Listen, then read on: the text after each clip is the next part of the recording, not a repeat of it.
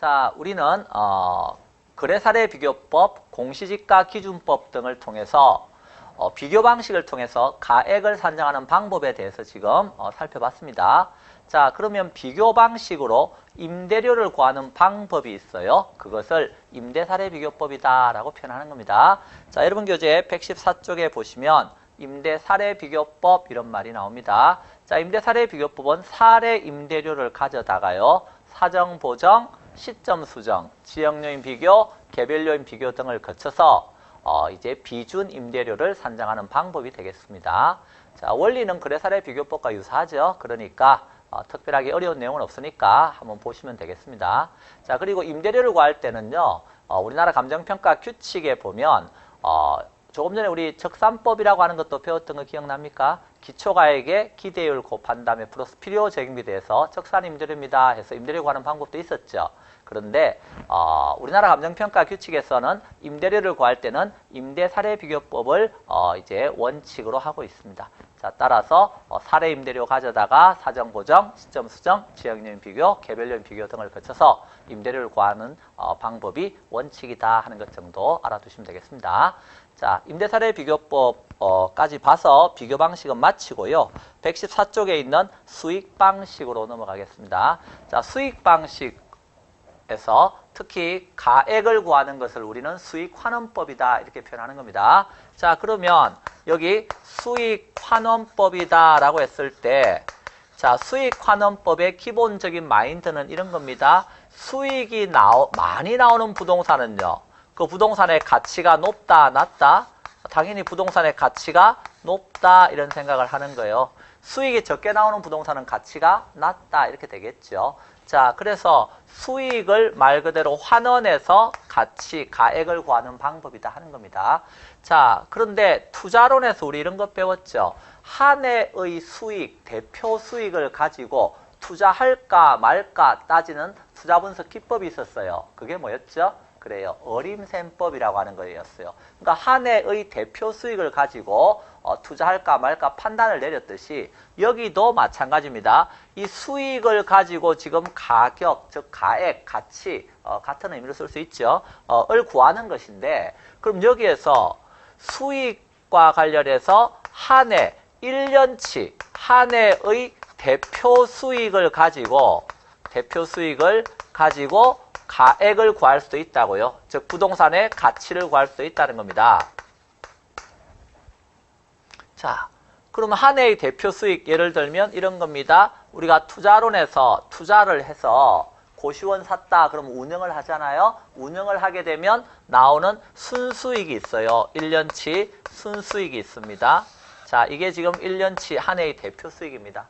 자, 순수익이 예를 들어서 1억이라고 한번 생각해 봅시다. 자, 순수익 1억입니다.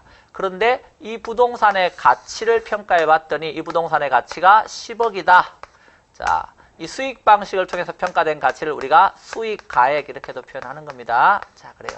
자, 이 부동산의 가치 10억이더라. 그럼 여러분에게 물어보죠. 1억이 어떻게 하면 여기 있는 10억이 될 수 있죠? 1억이 어떻게 하면 10억이 돼요? 그때 이렇게 생각해 볼 수 있죠. 요 1억에다가 10을 곱하면 10억인데요. 이런 생각할 수도 있죠. 예. 그런데 우리는 곱하기 별로 안 좋아해요. 나누기 좋아해요.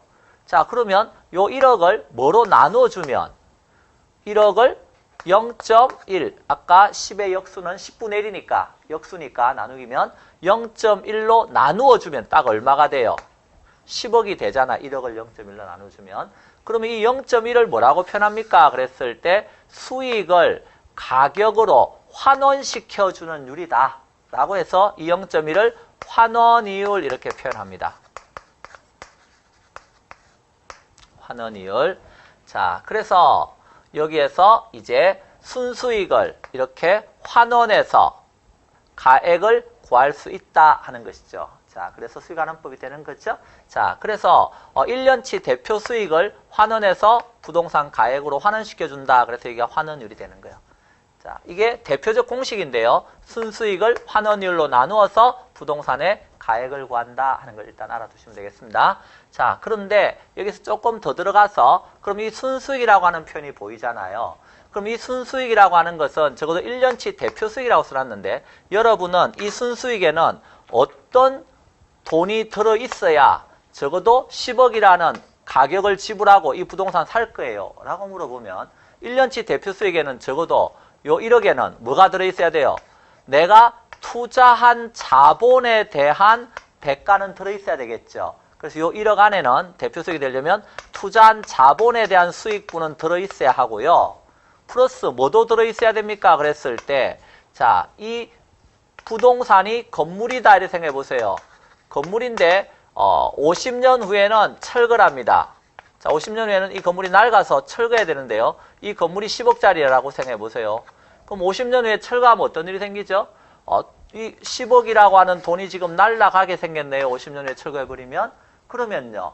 적어도 요 수익에는, 대표 수익에는 내가 투자한 원금은 뭐 할 수 있어야 돼요? 10억이라는 돈을 투자했으니까 회수할 수 있는 수익도 들어있어야 되죠? 자, 그래서 그 투자한 원금을 회수할 수 있는 수익, 그게 뭐다? 자본 회수분이 되겠습니다. 다른 말로 하면 이 건물이 지금 뭐가 된다는 거예요? 50년 후에 철거한다는 건 매년 감가가 발생하고 있다는 겁니다. 감가되는 걸 뭐 할 수 있을 만큼, 상각시킬 수 있을 만큼의 수익분도 있어야 되네요. 그래서 자본회수분의 다른 말이 감가상각분이 되겠습니다. 자, 그러면 한번 생각해 보시죠. 요 1억에서 자본회수분은 얼마쯤 들어있어야 되죠? 50년 후에 철거면 우리가 직선법에 의해서 매년 어때요? 정액으로 2천만 원씩 딱딱 떼놓으면 10억에 50 이렇게 나누면 이렇게 2천만 원 나오죠? 2천만 원씩 매년 떼놓으면 50년 후에 얼마가 딱 만들어져 있어요? 10억이 만들어져 있겠죠? 그래서 이때 자본회수분 예를 들어서 여기 2천만 원 이렇게 지금 떼놓으면 된다는 거예요. 즉 매년 감가가 2천만 원씩 생긴다고 봐서 그걸 상각시킬 수 있을 만큼의 돈은 여기 들어있어야 된다는 거예요. 그럼 여기 자본 수익분이 얼마예요? 그럼 8천만 원 되겠네요? 예, 8천만 원. 두 개 합해서 얼마가 된 거죠, 지금? 1억 이렇게 된다는 거예요. 자, 그리고 여기에서 순수익과 환원이율이라는 표현이 나오는데 이 둘은 항상 대응관계입니다.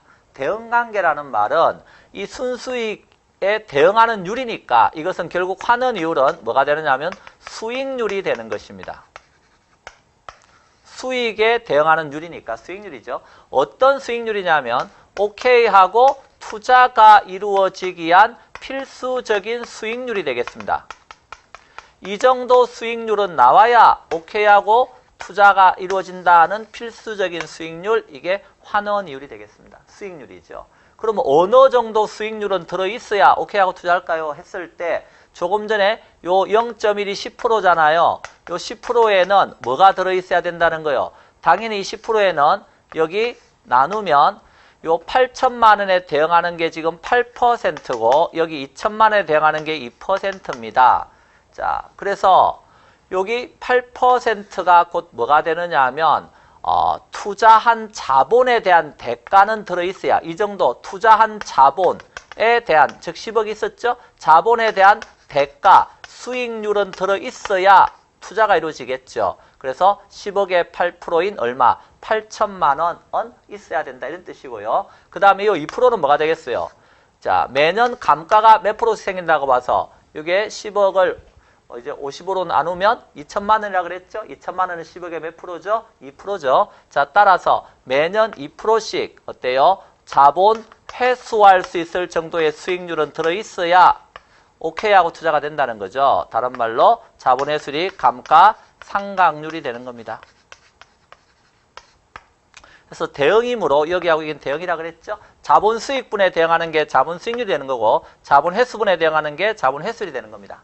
자, 따라서 환원이율이라고 하는 것은 자본 수익률과 자본 회수율의 합이다 하는 것을 잘 기억하셔야 됩니다. 자, 그래서 우리가 이 정도는 정리가 돼야 이제 시험에 대한 준비가 되었다라고 말할 수 있는 거예요.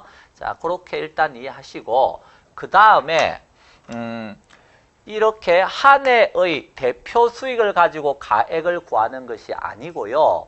어떻게 이제 가액을 구할 수 있습니까? 즉 부동산의 가치를 구할 수 있습니까? 그랬을 때 우리 이런 거 한번 생각해 보시죠.